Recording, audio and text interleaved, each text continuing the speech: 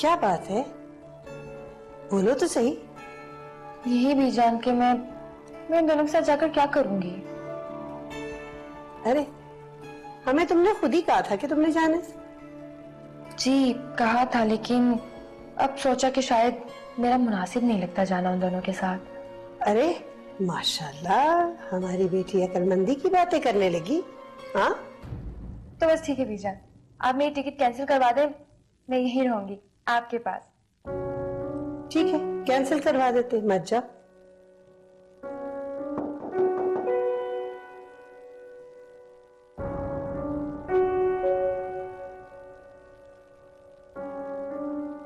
आओ आओ बहू, आओ बैठो।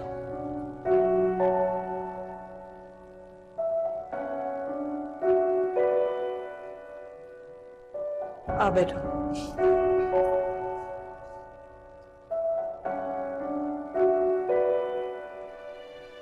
नेमत कहाँ है? वो कमरे में है बीजान। हाँ बोलो, कुछ कहना है? हाँ वो बीजान, आपका प्यार है कि आपने हमारे लिए टिकट्स मंगवाई। ये तो हम अपने बेटे की खुशी के लिए कर रहे थे। मैं जानती हूँ, लेकिन इस बारे में मैंने नेमत से भी बात की और नेमत ने भी मेरे साथ एग्री किया है। हाँ हम जानते हैं, वो तुम्हारे मशवरों को तुम्हारा हुक्म समझ के तस्लीम करता है। ऐसी बात नहीं है बीजान, हमारे बीच में भी बहस होती है, मगर मानी सिर्फ उसी की जाती है जो सही हो। अब बीजान, मैं चाहती हूं कि मैं ज्यादा से ज्यादा वक्त आपके साथ गुजारूं, आपकी खिदमत करूं। मुझे ये फजूल खर्ची पसंद नहीं आ रही। मैं चाहती हूं कि आप प्लीज हमारा जाना कैंसिल कर दें। नेमत ने क्या कहा? जाहिर है बीजी, इनकी हाँ में हाँ ही मिलाई होगी ना।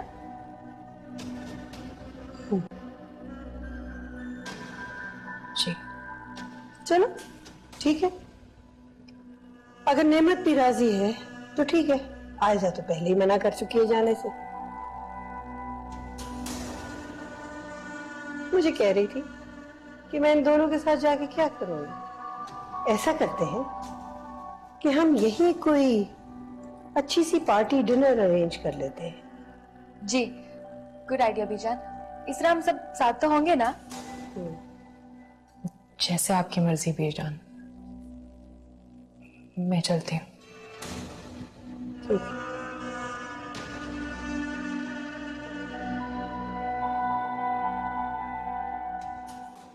मेरा दिमाग तो बिल्कुल ठीक है, तुम अपना जहन ठीक कर लो। हम ये नहीं हो सकता। अब फैसला मैं करूंगी और तुम मेरी हर बात मानोगे। मुझे ब्लैकमेल कर रही हो तुम? जानती हो इसका अंजाम क्या हो सकता है? अंजाम के बारे में तुम मुझे मत बताओ। तुमसे अपनी हर मुलाकात की ऑडियो मैं रिकॉर्ड करती रही हूं और उसकी एक कॉपी कहीं और भी है। इसलिए अंजाम के बारे में तुम मुझे मत धमकाओ, तुम अपनी फिक्र करो।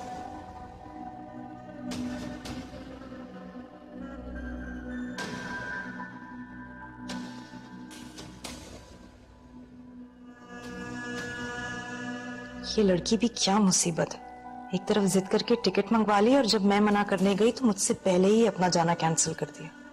अब मैं नेमत को कैसे कहूं कि वो बीजान से बात करे कि हम जाएंगे, लेकिन अब तो वो भी मेरी बात नहीं मानेगा। ओह गॉड, क्या 2-4 दिन के लिए हम इस टेंशन से दूर नहीं जा सकते? मगर कैसे? क्यों ना मैं सादिया भाभी से बात करूं, लेकिन उनसे भी बात करने का क्या फायदा, उनकी बात तो बीजान कभी भी नहीं मानेगी। लेकिन मैं रहमत भाई से तो बात जरूर कर सकती हूँ, उनकी बात तो बीजान कभी भी नहीं टालती।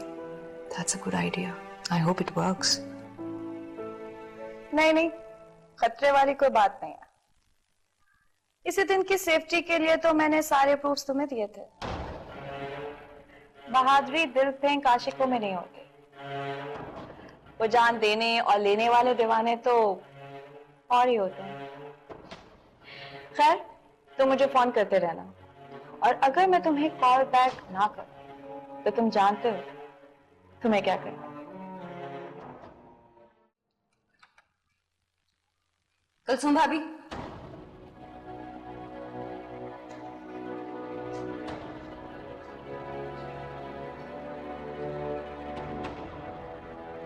कुलसुम भाभी, आप इस घर की बड़ी बहू हैं, इसलिए आपका पहला हक है।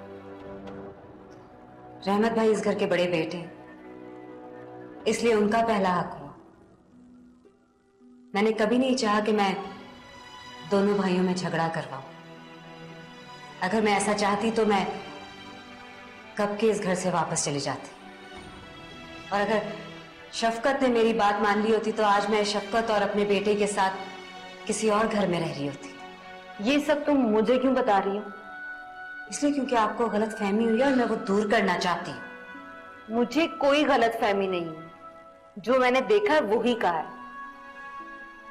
गलत देखा है, गलत सोच सोचती हैं आप। आपने मुझ पे इल्जाम लगाया कि मैं चाहती हूँ कि आप मां ना बन सके। हाँ, इसमें गलत ही क्या है? गलत है, बिल्कुल गलत है ये सब। आप इस घर में पहले आई हैं, और आपको जब भी इस घर में कोई जरूरत हुई है मैंने आपकी नौकरानियों की तरह खिदमत की है, बहनों की तरह आपका ख्याल रखा, और आपने बगैर सोचे समझे मुझ पे इल्जाम लगा दिया कि मैंने आप पे तावीज करवाए, और वो भी छोटी बहू के सामने। आपने जरा भी नहीं सोचा कि मुझे कैसा लगा होगा। कुलसुम भाभी, अब भी मैं ही चलकर आपके पास आई। अगर मेरे दिल में कोई बात होती तो मैं भी आपकी तरह मुंह मोड़ के चली जाती। तुम्हारे कहने का मतलब है कि मेरे दिल में कोई चोर है? जी है, आपके दिल में चोर है, इसलिए तो आप इस तरह आंखें चुरा के जा रही थी। सादिया, ये तुम मुझ पर इल्जाम लगा रही हो। बुरा लगा ना? मुझे भी इसी तरह बुरा लगा, लेकिन आपने बिल्कुल नहीं सोचा। हम अपने माँ बाप के घर से आने वाला पराया धन थे, यहां आके भी पढ़ाई ही रही। किसी ने कभी अपनी बेटी नहीं समझा हमें। जिस तरह से तुम बीजान के सामने जबान चलाती हो ना, शुक्र करो कि वो तुम्हें बहू कह देती है, वरना तुम तो इस काबिल भी नहीं हो। और हाँ, मुझे तो तुम्हारे साए से ही दूर रहना चाहिए।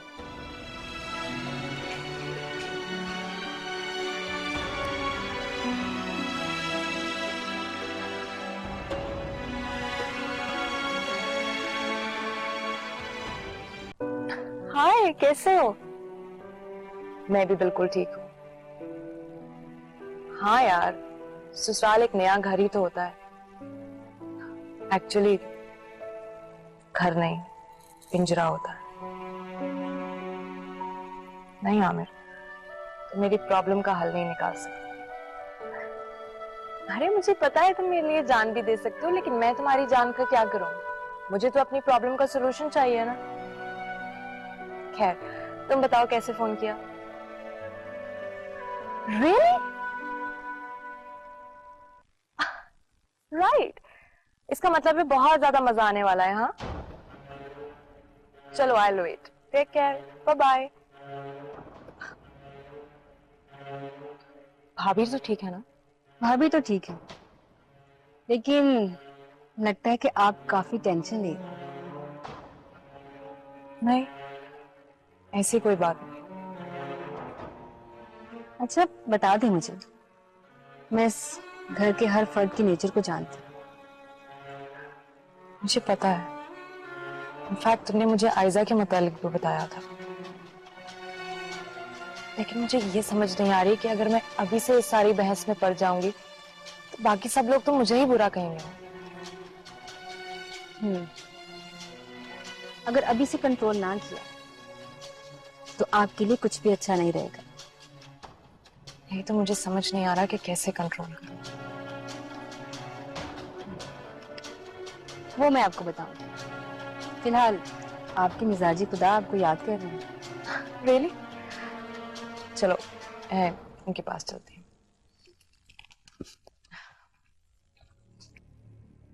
ले खुशबू, अब तेरी चाल की खुशबू फैलना शुरू हो जाएगी, दोनों में जंग होगी और दोनों हार जाएंगे।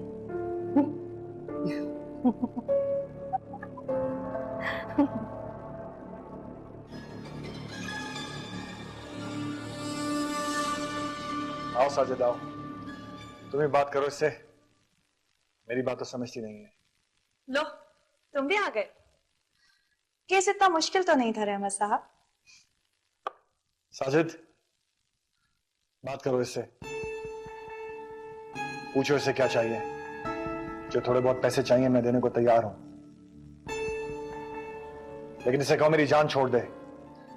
जान में जान तो अब आई है, अब नहीं निकलेगी। ये तुम कैसी बातें कर रही है बॉस से? सच्ची बात है। यार मैं इसे बहस नहीं कर सकता, इसे कहो ये मामले को रफा दफा करे अभी के अभी। जी सर, मैं करता हूँ बात sir. I talk to her. हाँ मेरी बात सुनो।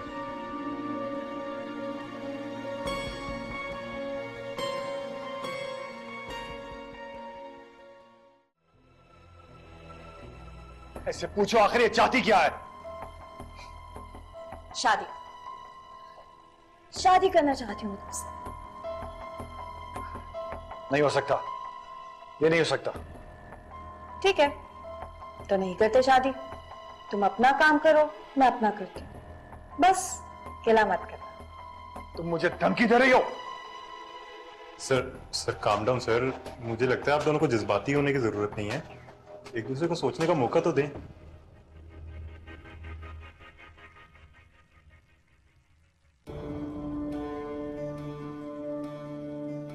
तुम्हारी खुशियों से कभी दुख के बादल हटने नहीं दूंगी मैं। तरसोगी तरसोगी तुम एक एक खुशी की खातिर, रिमशा दीदी।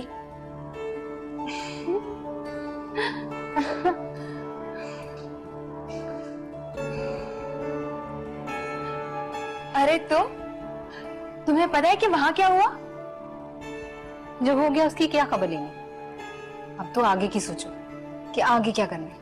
सोच लेंगे आगे भी, लेकिन अभी उसे इस तकलीफ का मजा तो लेने दो। इस तरह तो उसका जख्म भर जाएगा। तो क्या करूं मैं? जब तीर कमान से निकल जाए ना तो कमान खाली हो जाती है, और जब जंग जारी हो तो फौरन दूसरा तीर तानना पड़ता है। लेकिन तुम तो रिलैक्स हो गई हो एक ही तीर तान के। खुशबू, एंजॉय करो, मजा लो, उसकी बेबसी का मजा लो। और अगर तुम मेरी जगह होती ना वहां, तो तुम भी यही करती जो भी मैं कर रही हूं।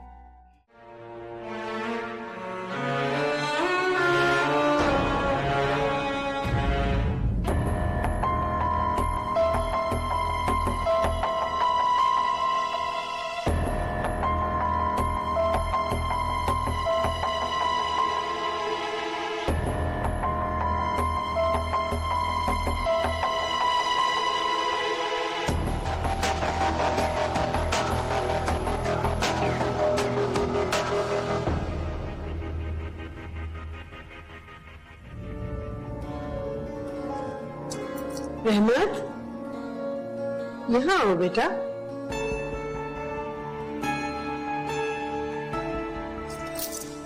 क्या बात है बेटा, आज तुम्हें अपनी बीजान नजर नहीं आई? I am sorry बीजान। अस्सलाम वालेकुम। वालेकुम अस्सलाम। ऐसा तो कभी नहीं हुआ कि तुम अपनी बीजान को नजरअंदाज करके कमरे में चले जाओ। वो कुछ परेशान था इसलिए नजर नहीं पड़ी। ऐसी कौन सी परेशानी कि तुम बड़ों का एहतराम ही भूल गए? तुम बिल्कुल अपने भाइयों की तरह लापरवाह होते जा रहे हो। ऐसी बात नहीं बीजान, आप मेरे लिए सबसे पहले हैं, बाकी सब आपके बाद है। लेकिन आप जानती हैं ना, ऑफिस की सारी जिम्मेदारी मुझ पर है। मेरा कॉन्ट्रैक्ट है, उसकी वजह से मैं बहुत परेशान हूँ। कैसा कॉन्ट्रैक्ट? आप फिक्र ना करें, मैं सब ठीक कर लूंगा। बस आप मेरे लिए दुआ किया करें। मेरी दुआएं हमेशा तुम्हारे साथ हैं बेटा। खाना खाया था तुमने? नहीं, भूख नहीं। अरे खाना तो खा लिया करो ना। ठीक है, मैं कुछ हल्का सा ले लेता हूँ। किसी को उठाओ, उठा के तुम्हें खाना खिलाओ।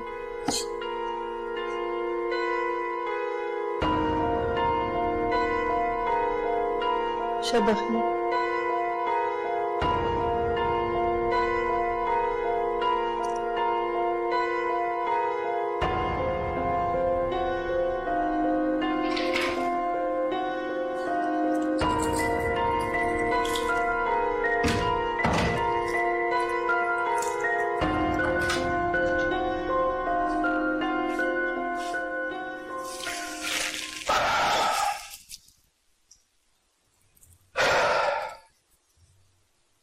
क्या हुआ? कुछ नहीं। कुछ तो हुआ। तुम गई थी ना बीजान से बात करने, क्या बात है? मैं बीजान के पास गई थी हमारा जाना कैंसिल करने के लिए, मगर मुझसे पहले ही आयजा ने अपना जाना कैंसिल कर दिया।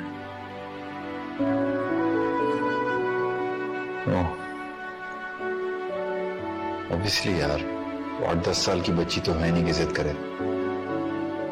उसे भी अंदाजा हो गया होगा कि उसका जाना ठीक नहीं है। लेकिन हमारा जाना तो कैंसिल हो गया ना। अब डिसीजन लिया तो स्टिक टू इट। अभी बेजान को फौरन बोलेंगे तो उनको बुरा लगेगा। हम कुछ दिन बाद चले जाएंगे।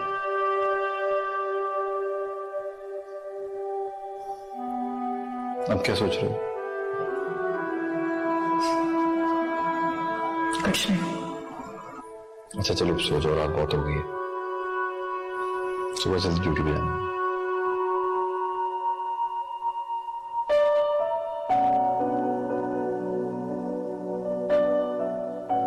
मुझे समझ नहीं आती कि साइजा के साथ क्या मसला है। वो मेरी हर अच्छाई को बुराई में बदल देती है, और सबसे बड़ा प्रॉब्लम यह है कि मैं ये सारी बातें नेमत को कैसे समझाऊं कि सब चीजों के पीछे आयजा है।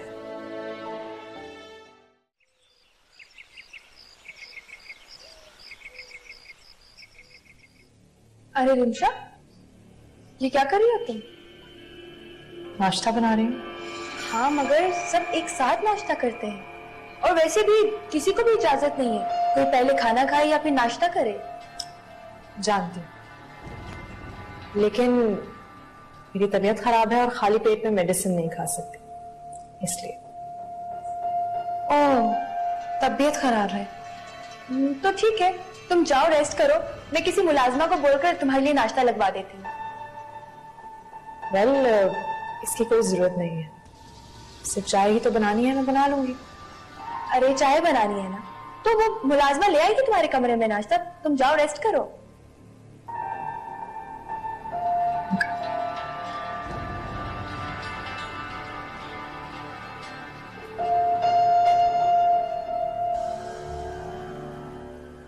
एक बार तुम्हारे कमरे में ये नाश्ता जाए तो सही, फिर देखो क्या होता है।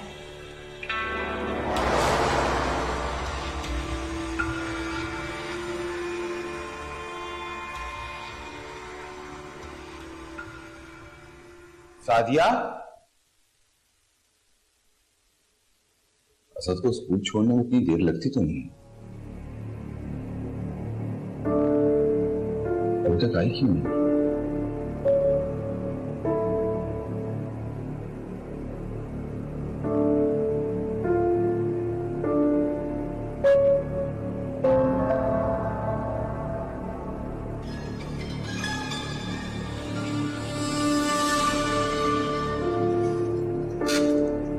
पता नहीं ये सादिया सुबह सुबह कहाँ चली गई। स्कूल छोड़ने के लिए गई थी, लेकिन इतनी देर।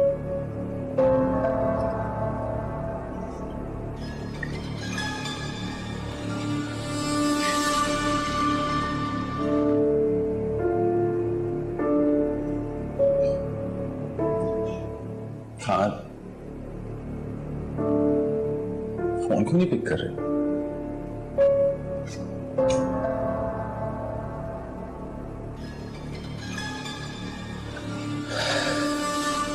खैर करे।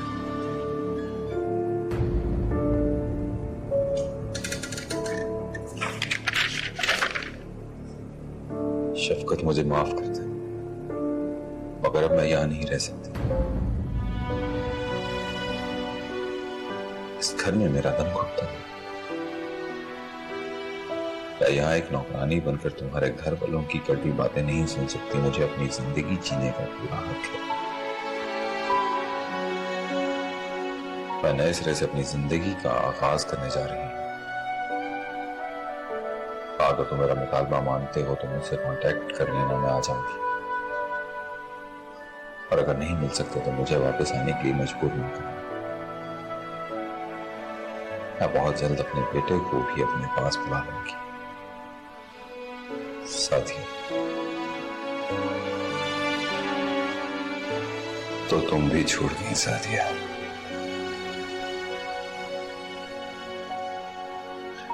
मैंने कहा था ना,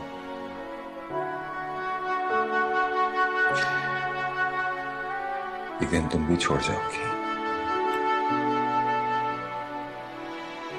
कसूर तुम्हारा नहीं,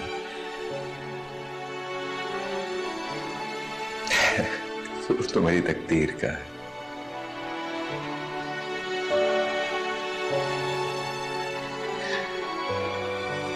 हाँ, तुम्हें जीने का, जिंदगी गुजारने का पूरा हक है।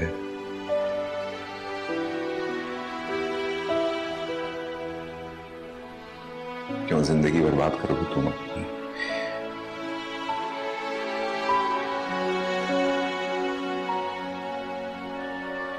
एक अपाहिज शख्स के लिए।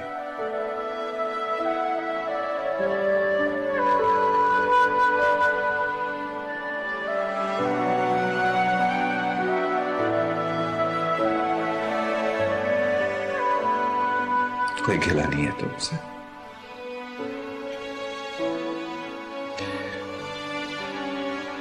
शिकवा तो तकदीर से है।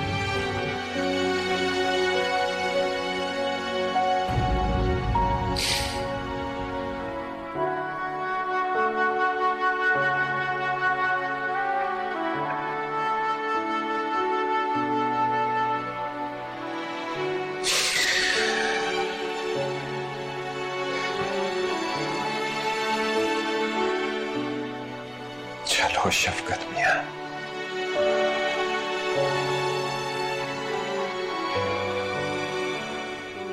एक और की जिंदगी शायद आसान कर देगी।